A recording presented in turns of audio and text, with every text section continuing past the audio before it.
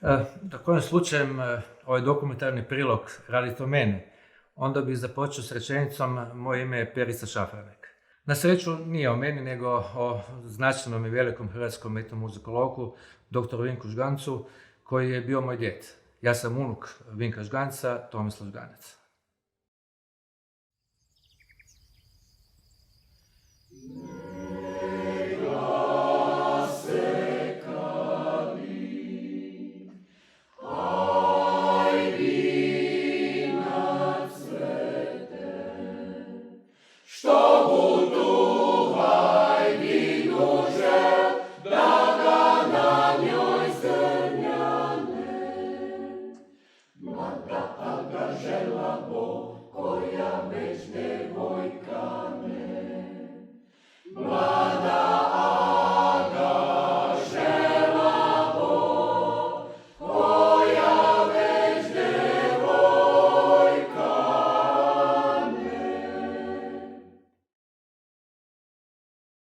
Moj djed, kada bi danas htjeli opisati nekim opisom, rekli bi da je on bio multidisciplinarni utjecajnik, jer je za svog života toliko učinio koliko netko ne bi mogao danas niti za 3. On je bio i župnik, svećenik, on je diplomirao i doktorirao pravo, on se bavio etnomuzikološkim radom, on je pisao knjige iz prava, pisao je knjige, bio je književnik, on se bavio znanstvenom djelatnošću, on je bio i profesor na Muzičkoj akademiji u Zagrebu. Ja djedu pamtim kao vrlo ozbiljnu osobu koja je uvijek bila uredna, uvijek je bio u odijelu, u cipelama, uvijek je bio radišan, od jutra bi sjedio za svojim radnim stolom, sređivao svoju dokumentaciju, svoje papire. To su već bile njegove pozne godine, kada je on pripremao i radio na svom završnom radu, to je memorijalna zbirka hrvatskih pučkih popjevaka iz Međimurja, koja nažalost do dan danas nije izdana u cjelovitom izdanju. Bio je širokog obrazovanja, on je inače bio pravnik i zaljubljenik zapravo u umjetnost, ne samo popevku međimursku, nego i šire. On je izdao i zagorske popjevke i iz Kaniže, naših Hrvata koji žive u Mađarskoj. On je izdao i podravske napjeve iz okolice Koprivnice, bunjevačke Hrvate kad je živio u Somboru kao advokat. Snimao je na Jadranu, snimao je istarski melos kao takav. Snimao je jako puno jer je to njega kao melografa zanimalo. On je u tome živio kao takav, a da bi privredio svoj kruh, da može prehraniti obitelj, on je radio advokaturu i tako je kao privatni advokat i jedno i drugo živio i radio. On se zapravo školovao za svećenika, ali je ovdje u Dekanovcu, gdje je radio kao svoj svećenik, upoznao učiteljicu jednu koja je radila u Poturnu i s njom se upoznao. To je bila jedna lijepa veza i stoga je potekao brak. Naravno, on se je skinuo u to vrijeme i preuzeo, počeo raditi advokatski profil svoga obrazovanja kojeg je inače i imao kao takav i nešto dodatno još se i usavršavao. Tako da je on nakon to kada se skinuo kao svećenik otišao u Zagreb. Baka Anđela Potočnjak je rodom iz Gorskog kotara. Treba reći da iza svakog velikog čovjeka je i velika žena. Moj djed ima sreću da je oženio i upoznao moju baku koja je puno toga napravila da bi njemu bio olakšan znanstveni i svaki profesionalni rad. Prvo, kad je on još bio srednjoškolac, On je već tada počeo zapisivati. Zamislite si to da je to početak 19. stoljeća. Kao takvog, tamo 1910. 12. kad je on počeo o tome malo više 15. I tada nije bilo nikakvih ovih instrumentalija koji magnetofona ili ne znam čega. Nije bilo i on je sve ručno zapisivao. Pjevač je pjevao, a on je note lovio i zapisivao kao takve.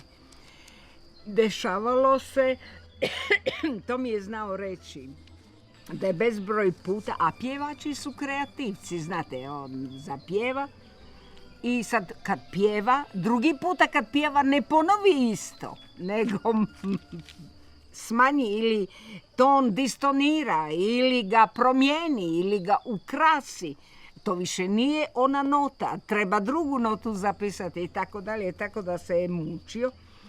Isto i sam ritam, glazba je uvijek u nekom određenom metru i ritmizirana. I tu su često pjevači imali svoju slobodu, svoje opuštanje kad su pjevali. Dakle, to je bila jedna mukotrpna vježba kad je on to zapisivao, ali uspio je. Pred vama je jedan manji dio ostavštine dr. Venka Žganca, kojeg ja čuvam u njegovom obiteljskom domu, kojeg sam naslijedio u Gajevoj ulici u Zagrebu.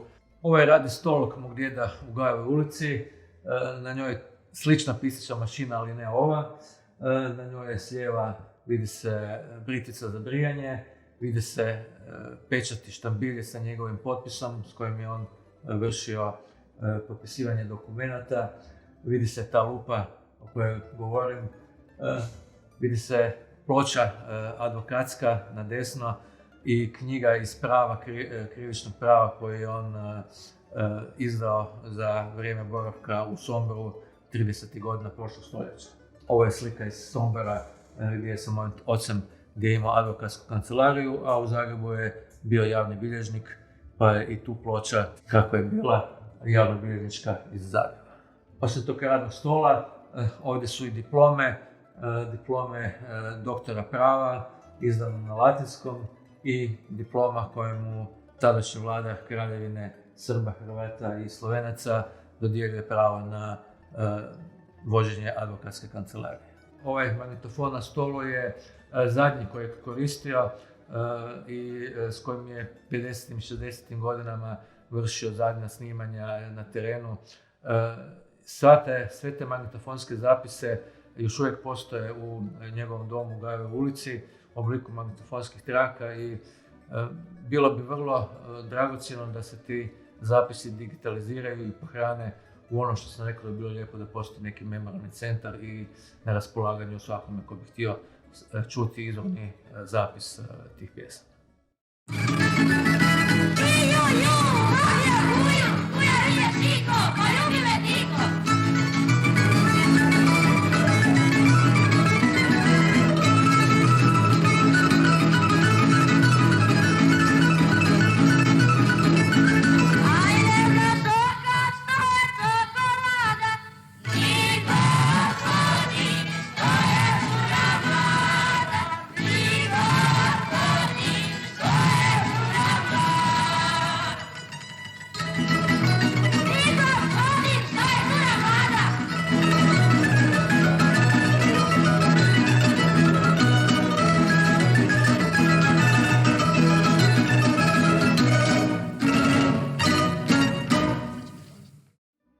Pisaće mašine, dakle nekad se nije pisalo na računalima, pisalo se naravno rukama. Kada se izumio pisaći stroj, onda su moj djed je pisao pisma, dopise. Nekada su se poruke izmjenjivale na ovakvom mediju, dakle ne elektronički na telefonu, nego pismenom. Ovo su dopisnice na koje su već imali na sebi nalijepljenu odštampanu poštansku marku. 1974. godine ja sam djedi i baki pisao u Opatiju gdje su oni zimovali i djed mi je odgovorio Moj djed je pisao isključivo naliv perom i karakterističnim rukopisom. Kada bi u nekom tekstu ili nekom pismu primio i pomislio da je nešto važno, on bi takav tekst podcrtao i izdvojio tako da zna da odmah vidjeti o čemu se u nekom pismu radi. Pisma bi čitao u danima mog djetinjstva bi čitao sa povećalom, ovo je minijaturno povećalo koje nosi sa sobom, znatno veće povećalo koje koristio svakodnevno je ostalo u sobi u njegovom stanu.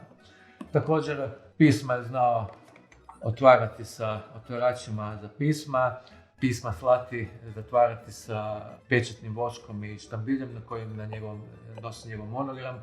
Tako su se nekad vršila provjera da li je pismo originalno ili otvarano i da se zna koga je poslao. Bratišinac je malo mjesto i u njemu djeluju mnoge udruge. Već za života dr. Vinko Žganec je dozvolio tadašnjem folklornom društvu da se nazove po njegovom imenu i sad se naziva Kulturno-umjetničko društvo dr. Vinko Žganec. Osim njega, glavna ulica koja prolazi naseljem Bratišnica, u kojem je njegova rodna kuća, nosi ime po dr. Vinko Žgancu. Prije nekih 7 godina osnovao se i mješoviti pjevački zbor dr. Vinko Žganec, također koji nosi njegovo ime. To su samo neki mali značaj koje je Bratišinac dao za Vinka Žganca. Osim toga postavljene su još 2 biste, jedna ovdje kod stare crkve nedaleko od njegove rodne kuće, jedna ispred osnovne škole dr. Vinka Žganca Bratišinac. Barošoj Matrice, kaj sem čul za tebe, da te drugi ljube, kaj sem čul za tebe, da te drugi ljube, da su ti... Kulturno-umjetničko društvo osnovano je 1970. godine, dakle prije više od 50 godina.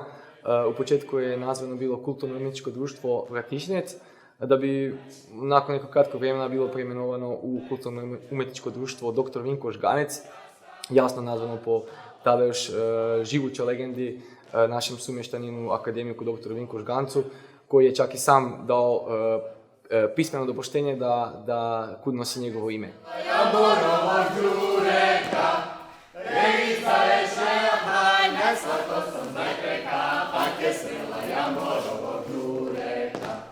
Žgančev rad predstavljamo drugima preko raznih manifestacija, priredaba, događaja, druženja koje sami organiziramo ili sudjelujemo na njima. Tako svake godine, do prije pandemije, smo organizirali tradicionalne bratišinske vesele vurice, znači jedna kulturna manifestacija na kojoj više folklornih, odnosno kulturno-umjetničkih društava prikazuje najčešće plesove iz raznih dijelova Hrvatske, a čak i iz dijelova izvan Hrvatske u kojima žive Hrvati. Cilj čega je jasno, osim da malo prikažemo Žgančev rad i da se malo podružimo uz naravno naglasak na očuvanje baštine i kulture. I također organiziramo i još jednu manifestaciju koja se zove Večer Žgancevih zapisa ili Žgančevi zapisi. Tu je više ipak naglasak malo na pjesmu uz nešto malo plesa. Njegov rad znači prezentiramo isto na našim gostovanjima diljem Hrvatske, čak i kad izlazimo i van Hrvatske.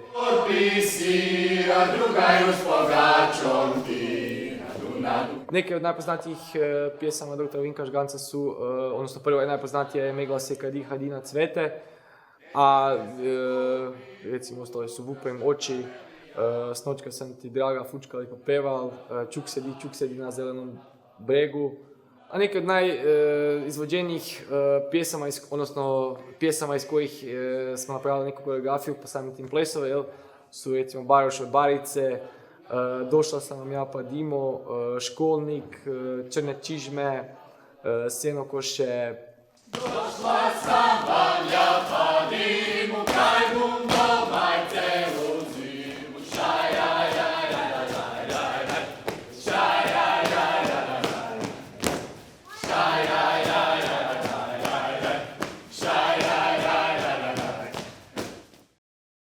Predsjednica sam Kulturno-umjetničke udruge Društva žena Gornji Kraljevec koje djeluje od 1989. godine. Mi se bavimo sa očuvanjem kulturne baštine našega mjesta. Tu je posebno važna sekcija očuvanje narodne nošnje i običaja, a 13 godina već traje i ženska vokalna skupina koja također njeguje međimurske pjesme. Najviše međimurskih pjesama koje smo izvodile na smotrama, s kojima smo bile i na državnim smotrama, su od doktora Vinka Žganca.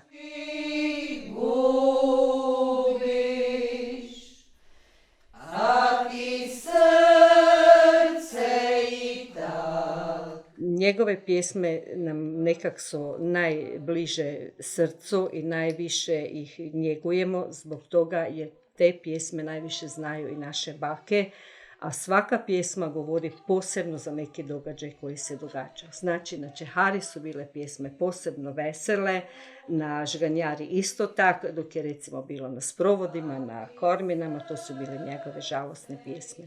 Nama je jako drago da mi možemo te pjesme otpjevati baš onak kako su otpjevale, jer u mojoj skupini, u vokalnoj skupini imamo i žene preko 85 godina stare.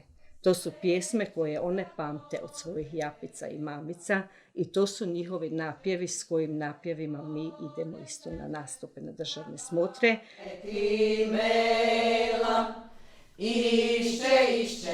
Bodem tebe na pameti mela. Mi budemo to njegovale tako dugo dok budemo mogle.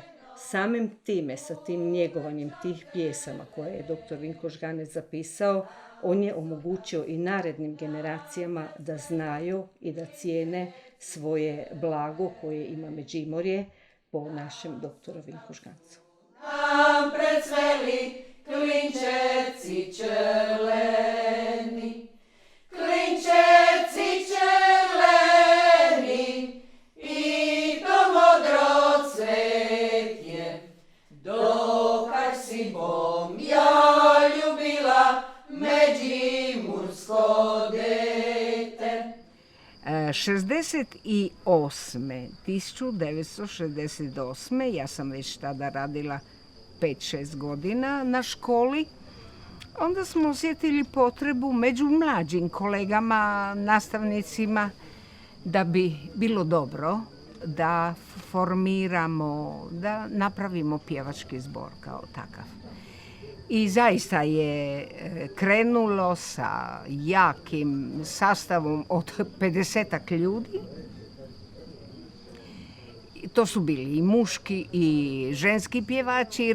Mislila sam da će to biti od prvog trenutka mješoviti zbor kao takav. I istovremeno smo razgovarali među domaćim ljudima u Vratišincu da bi tom našem ansamblu dali ime doktora Vinka Žganca, budući da je on tamo rođen čovjek koji je proslavio i Međimurje i Hrvatsku diljem svijeta kao takav. Tada je to bilo dosta komplicirano. Znam da su prvi odgovori bili iz Šakovca, da se imena tim ansamblima daju po mrtvim ljudima, a dr. Žganec je bio živući čovjek, još aktivan, dobro umirovljenik, ali on je radio do zadnjih dana. Tako da je to potrajalo gotovo godinu dana da bi ipak je dobio blagoslov da se može. I bio je zbog toga i on sretan i mi sretni, i tako smo zapravo intenzivnije počeli komunicirati. Kaj se pripetilo, kaj se dogodilo, kaj se pripetilo, kaj se dogodilo, u Beličkoj Farigardinovskim seli, u Beličkoj Farigardinovskim seli. Ja sam zapravo gospodinu Žgancu prvo telefonom ga uspjela dobiti i pitala u načelu da li bi on htio prihvatiti ime kao takvo, da nosi njegovo ime, da daje i da naš zbor njegovo ime nosi. Da, i to je bilo dalje druga procedura, međutim je on meni napisao neke detalje, 21. ožujka sam ja dobila 1970. On se je počeo interesirati kakav je to zbor i govorio da neka mu navedem broj članova pjevača, koliko soprana, koliko alta, koliko tenora, basa u tome. Pa sada, da li su pjevači iskusni pjevači nekakve, i rekla sam ranije da su crkveni pjevači mahom bili i to su bili iskusni pjevači. Ali ga je zanimalo da li društvo ima nekakvu arhivu svoju, to nismo imali ništa kao takvog. I upravo od toga svega ga je brinulo da li će taj ansambl i kakav će biti, šta mi pjevamo, koji profil skladbi i tako. Onda sam ja to sve njemu pojasnila na svaki A, B, C, D, odgovorila na široko koje skladbe pjevamo i tako to je išlo redom. Nakon toga kad je on nas prvi puta čuo u Čakovcu smo već tada nastupali na jednoj svečanosti, mješoviti zbor i on je bio u publici, došao je jer je htio to čuti, bio je zadovoljan, ne čak mogla bi reći ne zadovoljan, bio je iznenađen da smo uspjeli tako brzo napraviti. To je bilo zdravo, višeglasno, četveroglasno pjevanje. Tada sam već imala njegove harmonizacije, njegovih međimurskih napjeva, koje smo jako dobro izveli, kao takav bio jako ponosan. I nakon toga on recimo u drugom pismu, trećem pismu govori o tom poznatom dirigentu Macinečkog crkvenog zbora, tog svećenika, njegovog prijatelja Ignaca Lipnjaka, jer su oni tada, u to vrijeme, tamo, šta ja znam kojih godina, 18. 19. 20. Pjevali, izvodili stvari i to hrvatske napjeve, a u to vrijeme je Mađarija ovdje bila. Dakle, oni su intenzivno živjeli i tu ćete naći u dopisima, on je govorio o Lipnjaku i sebi kao mi mladi poletarci koji su htjeli dokazati da ovdje taj narod živi takav i takav, da su to Hrvati i tako. Bio je duboko svjestan toga da taj međimurski narod trpi pod Mađarijom kao takvom. Ovdje uz mene su i neki od originalnih izdanja koje moj djed u samom izdanju vlastitom nakladi izdavao. Ovo je izdanje prve knjige hrvatskih pučkih popjevka iz Međimurja, prvi svezak, prvi svezak original je iz 1916. Ovo je iz 1921. Dakle, drugo izdanje na međunarodnoj konferenciji koja je odlučivala o sudbini Međimurja nakon 1918. i na temelju te knjige i djedine obrade međimurskih popevki odlučeno da je Međimurje ipak dio Hrvatske. Osnovna škola doktora Vinka Žganca Vratišinec dobila je naziv po doktoru Vinku Žgancu u 1994. godine, kada se škola osamostalila od osnovne škole Mursko Središće i postala zasebna ustanova, te evo, od te godine i nosimo ponosno Žgančevo ime. Svake godine održavamo priredbu kada je doktor Vinko Žganec rođen, znači to je u siječnju. Također smo obilježavali i koncerte, smo održavali zajedno sa školama iz Međimurja, gdje je naš učitelj glazbene kulture Stjepan Horvat pripremio koncerte upravo stvaralaštva doktora Vinka Žganca, znači to su bile međimurske popevke, tako da su nam se priključile sve škole. Imali smo koncert evo u našoj dvorani u Vratišincu gdje je prisustvovalo i cijelo cijelo mjesto. Osim toga, istražujemo žganca i na povijesnoj razini, također su ga istraživali i knjižničari, tako da svake godine nastojimo izmisliti nešto novo da žganec bude uvijek prisutan u ovoj školi. Imam jedno posebno lijepo sjećanje koje mi je bilo uvijek putokaz. Ma zapravo više toga iz njegovog ovoga. Prvo, jednom sam uvela u Vratišnicu tambure. Neki su Vratišničani počeli i zainteresirani bili za tambure. Pa sam mislila, hajde, dobro, ja sam svirala harmoniku u pratnji za folklor, pa ćemo uvesti par tambura u kombinaciji ono što smo imali kao takve. Ali se on suprotstavio i rekao je ne, čak ni ti harmoniku, ne. Zašto, ja pitam profesore, doktore? Pa zato što međimurska se pjesma najviše voli i najbolje zvuči kada se pjeva a cappella. Dakle, bez instrumenata, bez instrumentalne pratnje. A onda ja velim, pa kako to, profesore? Ja sam sa 7 godina kao mala djevojčica počela harmoniku svirati u Peklenici. Mama mi je kupila i znam, učila sam od jednog harmonikaša, iskusnog. Ma da, ali znate kaj, to smo mi dobili malo od slovenske harmonike, ovo i ono. To je bilo tada.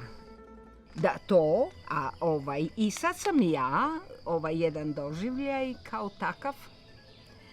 Ja sam već tada radila u Čakovcu na drugoj osnovnoj, rekla sam da je bila i vježbaona, bilo je i dobrih pjevačica mojih, osmoškolke, spremali smo za Međimursku popevku u Nedelišću. To je moj prvi nastup bio, a on je bio u žiriju kao doktor Žganec, došao je u Nedelišće slušati, bilo je na otvorenom. I moje 3 djevojčice, osmoškolke, su pjevale jednu prelijepu baladu. Ivo imal mladu Lubu, mladu djevojku, kako ju je kao ženu uzeo i tako.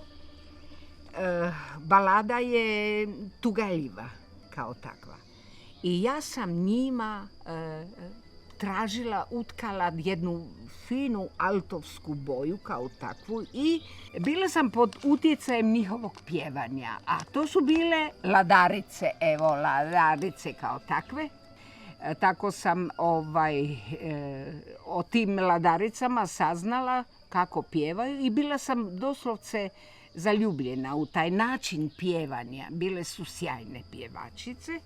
I sad sam ja djevojkama dala, obojila da one ne pjevaju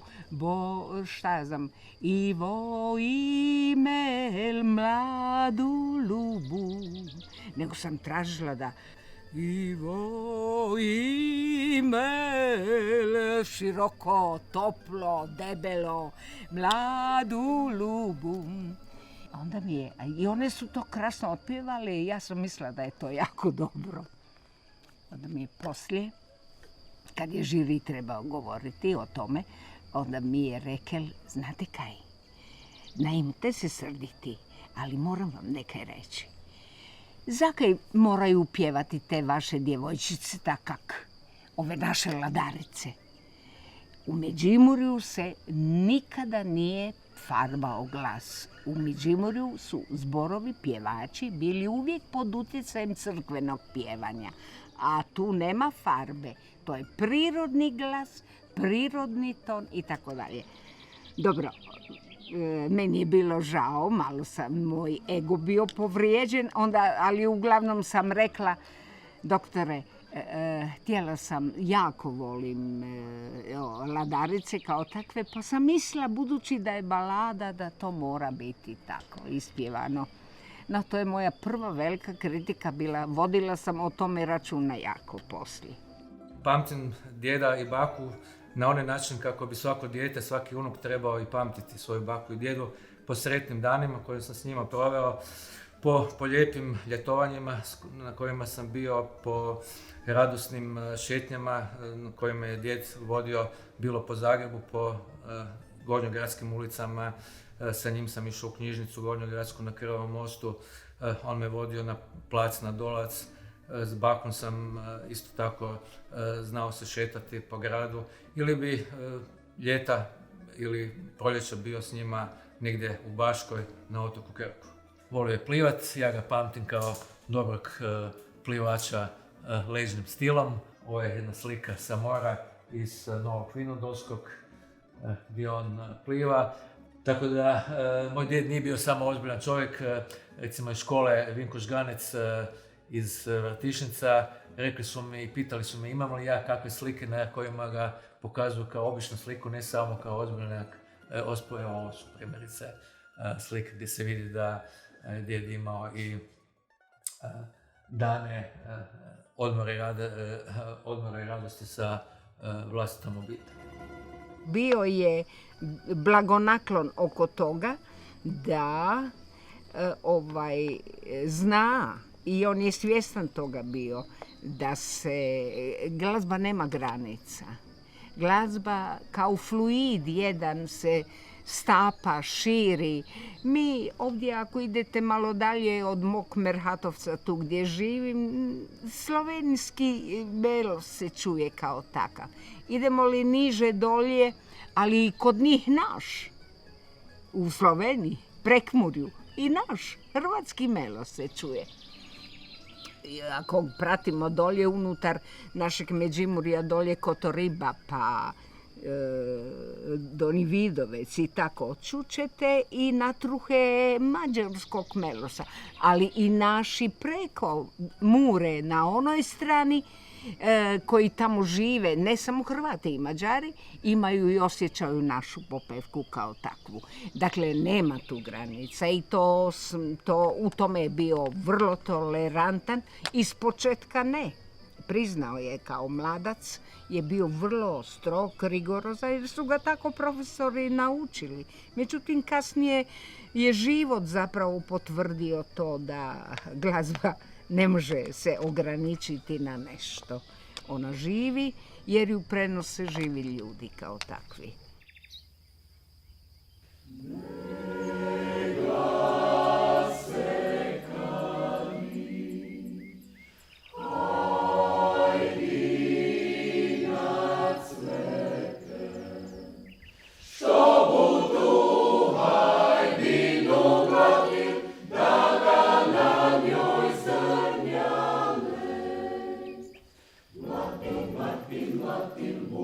Koji je već junak